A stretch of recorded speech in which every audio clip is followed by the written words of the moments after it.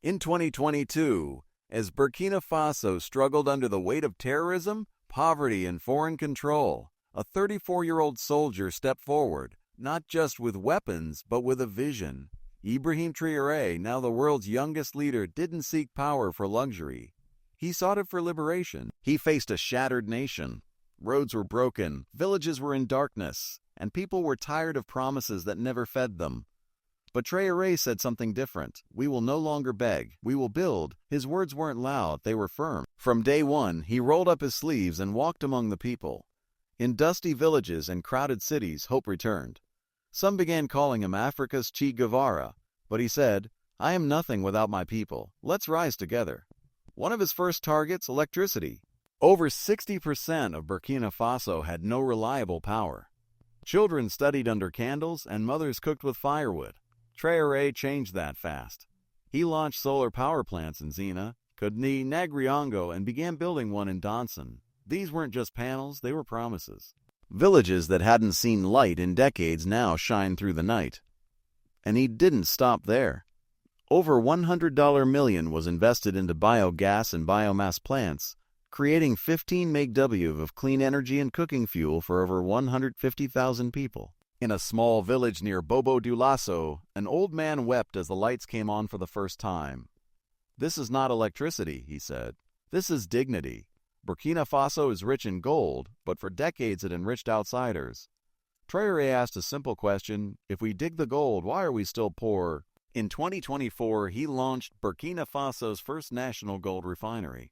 Instead of sending raw gold abroad, they now refine it at home, creating jobs, boosting revenue, and reclaiming sovereignty.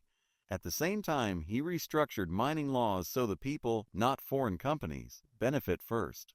And in the cotton fields, a silent revolution. Traoré opened a massive textile factory called Tex Forces BF, producing military and civilian uniforms using local cotton. Traditional fabric, Faso Danfani, became the official school uniform material, turning heritage into industry. Even tomatoes, once imported, are now being processed in Burkina's own factories.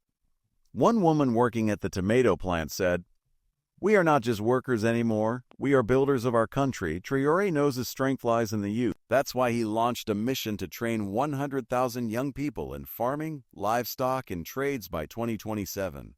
Fields that once lay dry now bloom with green. Youths that once left for the city now return to lead. Rural electrification increased from 20% to 35% in just 2 years, with the goal of reaching 50% by 2028 through solar mini-grids and extended networks. Meanwhile, healthcare got a boost. He built the first hemodialysis center in Tenkadogo, sent 15 mobile clinics, and organized 4,000 free cataract surgeries. An old woman, blind for 7 years, had her sight restored.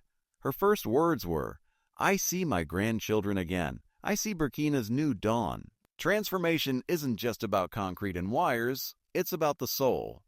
Traoré launched bold cultural policies to restore national pride. He banned Western suits in courtrooms, making African attire the official dress. Even school children now wear Faso Danfani, reconnecting with their roots. He created the Postal Bank of Burkina Faso, a $25 million public financial institution, so that citizens could save, borrow, and invest, without being trapped by foreign banks or the CFA franc.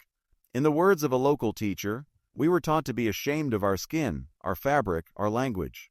But now, we wear it with pride. Across the country, murals of Traoré stand tall, not as a dictator, but as a symbol of possibility. His leadership isn't perfect, and challenges remain: security, poverty, international pressure, but the road is now being built, not just dreamed of. Burkina Faso is no longer waiting for a savior. It is rising with its own hands. And at the center of it all is a young leader with fire in his eyes and his feet in the dust, Captain Ibrahim Traoré.